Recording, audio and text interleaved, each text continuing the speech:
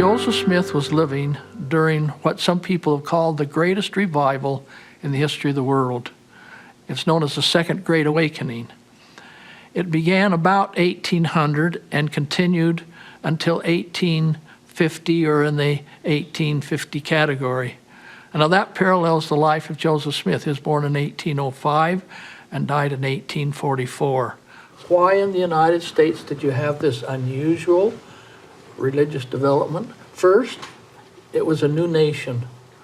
And with the birth of the new nation was a birth of religious liberty. There was greater religious liberty in the United States than any other Christian land. Second, there were more religious groups in America than in any other land. So you had multiple faiths, you had an unchurched population, and religious freedom. And into that kind of religious vacuum, you had missionaries, ministers of different faiths, the Methodist circuit riders, the Baptist farm preachers, Presbyterian traveling elders. You had multiple religious groups trying to convert others to their particular religious persuasions. There was a war of words and contest of opinions. So I was interested in trying to determine what was the nature of the war of words. What were they arguing about? We know the nature of the war of words by examining the published sermons of the ministers at that time. They were arguing over subjects such as the means of salvation. They argued over free will and predestination. There's a major argument over baptism. There were arguments even over card playing and over dancing. And in the midst of that historical setting, Joseph wrote an accurate account of the historical setting of the first vision. Now, at the time Joseph was living there, the area was called Farmington, but the name of the place was later changed to Manchester.